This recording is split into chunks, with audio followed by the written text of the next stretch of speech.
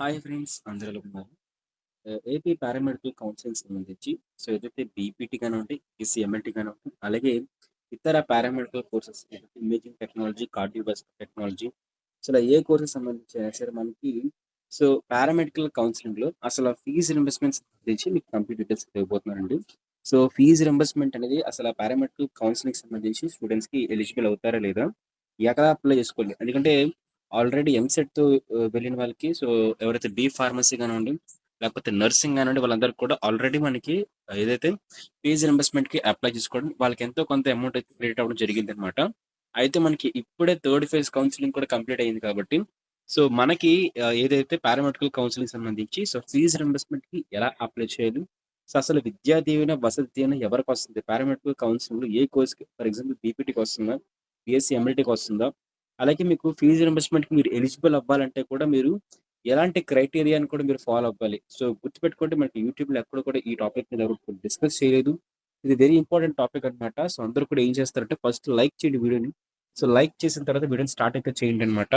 అలాగే మనకి పారామెడికల్ కౌన్సెలింగ్‌కి సంబంధించి కౌన్సెలింగ్ అయితే పూర్తయిపోయింది కాబట్టి ఫర్దర్ ఎగ్జామినేషన్స్ కానివ్వండి, సిలబస్ కానివ్వండి, మనకి కోర్స్‌కి సంబంధించి డీటెయిల్స్ లేకపోతే ఫ్యూచర్ స్కోప్ మనకి ఎలా ఉంటుంది? అసలు ఈ పారామెడికల్ కౌన్సెలింగ్‌కి సంబంధించి ఫ్యూచర్ స్కోప్ అనేది ఎలా ఉంటుందని చెప్పేసి అలాంటి మేజర్ అప్డేట్స్ అన్ని కూడా మన యూట్యూబ్ ఛానల్ అయితే వీడియోస్ రూపంలో మాట్లాడడం జరుగుతుంది కాబట్టి వెంటనే సబ్స్క్రైబ్ చేసుకొని బెల్ నోటిఫికేషన్ అయితే ఆల్ పెట్టుకోండి. అప్పుడే మన ఫ్యూచర్ అప్కమింగ్ వీడియోస్ అయితే మీకు వస్తాయన్నమాట నోటిఫికేషన్ రూపంలో అయితే. అయితే అసలు మనకి ఇప్పుడు విద్యా దీవెన, వసతి దీవెన ఎవరికి వస్తుంది? అలాగే మనకి 6 స్టెప్ వెరిఫికేషన్. చాలా మంది స్టూడెంట్స్‌కి 6 స్టెప్ వెరిఫికేషన్ అంటే కూడా తెలీదండి. మీకు 6 స్టెప్ వెరిఫికేషన్ అయినా, 5 స్టెప్ వెరిఫికేషన్ అయినా సేమ్ అనమాట. అది మనకి ఎలా కంప్లీట్ చేసుకోవాలి? అన్నిటికన్నా అంతకన్నా లాస్ట్ థింగ్ ఏంటంటే మనకి పారామెడికల్ కౌన్సిలింగ్‌లో అసలు అమౌంట్ ఎప్పుడు క్రెడిట్ అవుతుంది? మన ఏదైతే ఫీజ్ రింబర్స్‌మెంట్ సంబంధించి మనం ఎలిజిబుల్ అయినట్లయితే, మనం అప్లై చేసుకున్నట్లయితే అమౌంట్ ఎప్పుడు క్రెడిట్ అవుతుందో కూడా మీకు ఎక్స్‌ప్లెయిన్ చేస్తానన్నమాట. చాలా ఇంట్రెస్టింగ్ టాపిక్ అయితే ఉండబోతుంది. డౌట్స్ ఉంటే ఖచ్చితంగా కామెంట్ చేయండి. నేను రిప్లైస్ కూడా అయితే ఇస్తాను. టాపిక్‌లోకి అయితే వెళ్ళిపోదాం. అందులో భాగంగానే మీరు ముందుగా మీకొచ్చిన కాలేజ్‌కి అయితే మీరు సెల్ఫ్ రిపోర్టింగ్ అయితే చేయాలండి. సెల్ఫ్ రిపోర్టింగ్ చేసేటప్పుడు కూడా మీకు రేషన్ కార్డ్ అయితే ఇవ్వాలన్నమాట.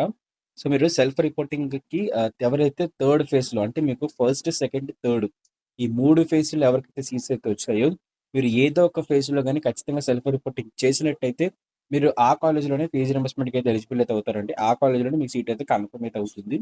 మీరు 3 ఫేజ్‌లో కూడా మీకు సీట్ రాకపోయినట్లయితే మీరు వెంటనే ఏదో ఒక మేనేజ్మెంట్ పోర్టల్‌లో గాని జాయిన్ అయినట్లయితే, మీకు సీట్ అయితే కన్ఫర్మ్ చేసుకున్నట్లే. మీకు గుర్తుపెట్టుకోవాల్సిన విషయం ఏంటంటే, మేనేజ్మెంట్ కోటాలో జాయిన్ అయిన వాళ్ళకి ఎలాంటి విద్యా దీవెన, వసతి దీవెన అమౌంట్ అయితే రాదు. మీరు ఇండివిడ్యువల్‌గా స్కాలర్‌షిప్ లైక్ ప్రైవేట్ స్కాలర్‌షిప్స్‌కి అప్లై చేసుకున్నట్లయితే, అప్పుడు మీకు సంబంధించి ఫీజ్ రీయింబర్స్‌మెంట్ అయితే రాదు కానీ, ప్రైవేట్ స్కాలర్‌షిప్‌తో ఎలిజిబుల్ అయితే అవుతారనమాట.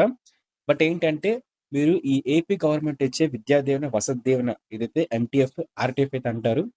వీటికి మీరు ఎలిజిబుల్ అవ్వాలనుకున్నట్లయితే ఖచ్చితంగా మీరు ఫస్ట్ ఫేజ్ కౌన్సిలింగ్ గాని, సెకండ్ ఫేజ్ కౌన్సిలింగ్ గాని, థర్డ్ ఫేజ్ కౌన్సిలింగ్‌లో సీట్ అయితే పొందుకొని సెల్ఫ్ రిపోర్టింగ్ కూడా సక్సెస్‌ఫుల్ కంప్లీట్ చేయాలన్నమాట.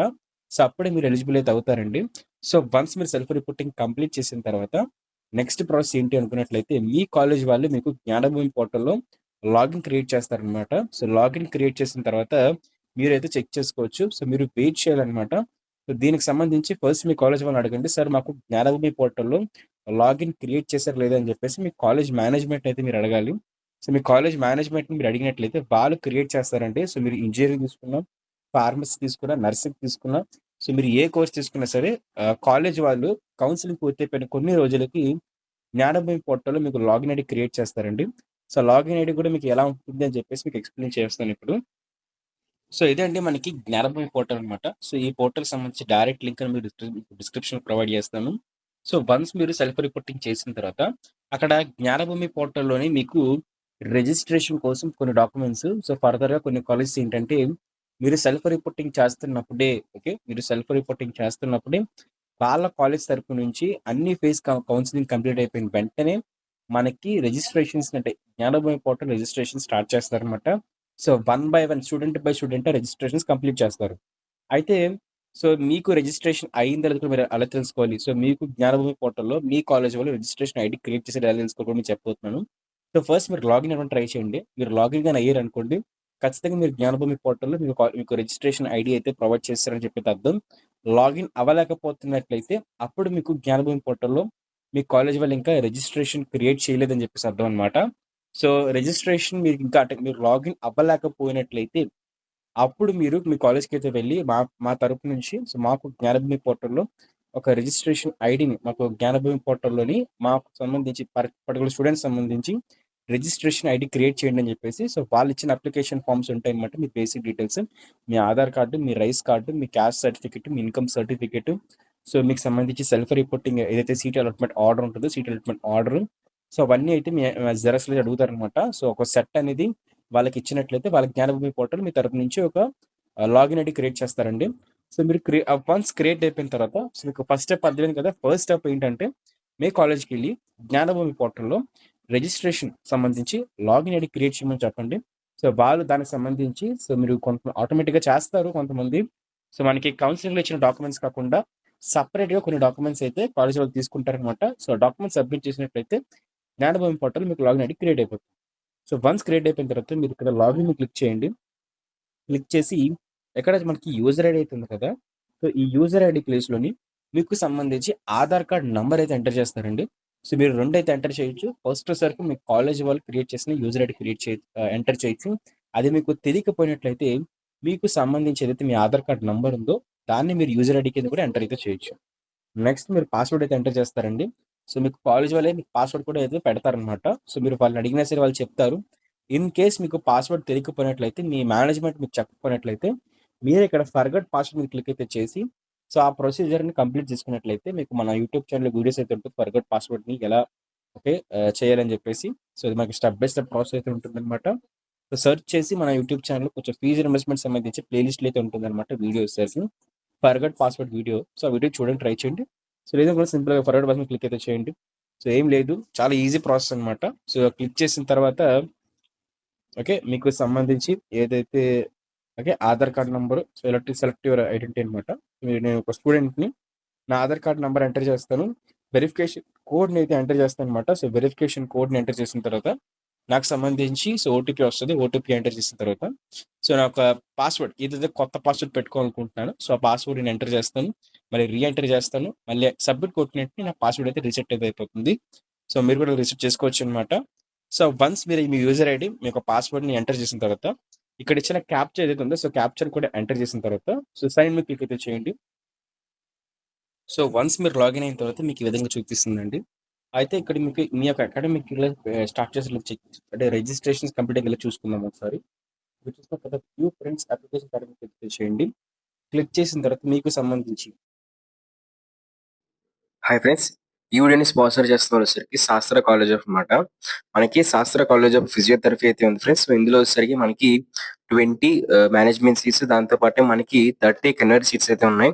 అలాగే మనకి ఈ యొక్క మేనేజ్మెంట్ సీట్స్ కూడా సంబంధించి అయితే మాత్రం మనకి 80K రూపీస్ అయితే మాత్రం పర్ ఇయర్ పడుతుంది. మొత్తం అన్ని అమౌంట్ కలుపుకొని మనకి 80K రూపీస్ అయితే శాస్త్ర ఫిజియోథెరపీ కాలేజ్ ఏంటంటే మీకు సీట్ అయితే మేనేజ్మెంట్ అయితే అవైలబుల్ అయితే ఉంది. జాయిన్ అవ్వాలనుకుంటున్నారు, జాయిన్ అయితే అవ్వచ్చు. దాంతోపాటు మీ వెబ్ ఆప్షన్స్ పెడుతున్నప్పుడు కూడా ఖచ్చితంగా మీరు కాలేజ్ అయితే రిఫర్ అయితే చేయండి. సో మీకు ఖచ్చితంగా సీట్ వచ్చే ఛాన్స్ అయితే ఉంటుంది అనమాట. సో అదే విధంగా నెల్లూరుతో పాటు ఎవరైతే ఉన్నారో, సో నెల్లూరు డిస్ట్రిక్ట్ కి దగ్గరలో ఎవరైతే ఉన్నారో వాళ్ళందరూ కూడా ఖచ్చితంగా వెబ్ ఆప్షన్స్ లో పెట్టాల్సిన కాలేజే మనకి శాస్త్ర ఫిజియో.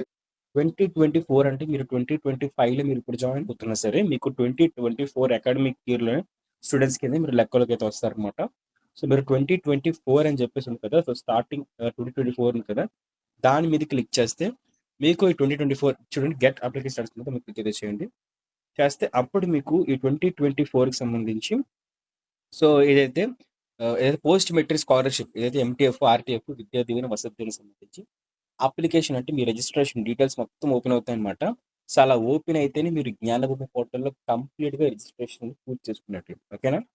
ఓకే. సో ఇదంటే మీకు జ్ఞానభూమి పోర్టల్లో రిజిస్ట్రేషన్. సో ఫస్ట్ స్టెప్ ఏంటి మీకు అర్థం కదా. ఫస్ట్ స్టెప్ ఏంటంటే జ్ఞానభూమి పోర్టల్లో మీరు రిజిస్ట్రేషన్స్ని క్రియేట్ చేసుకోవాలి.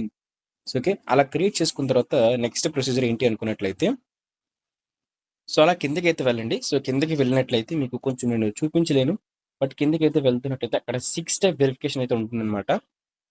సో ఇక్కడ చూస్తారు కదా 6 స్టెప్ వాలిడేషన్ అని చెప్పి అయితే ఉంది. సో 6 స్టెప్ వాలిడేషన్ అయితే మీరు కంప్లీట్ చేయాలండి. చూస్తున్నారు కదా ఇక్కడ 4 wheeler, government employee, income tax, land details, urban property అని చెప్పేసి సో అన్నీ అయితే ఉన్నాయన్నమాట. సో ఇక్కడ అంతా కూడా నా అని చెప్పి అయితే అంటే నాట్ అప్లికేబుల్ అని చెప్పి రావాలన్నమాట. దాంతో పాటే ఎలిజిబుల్ అని చెప్పేసి రావాలి.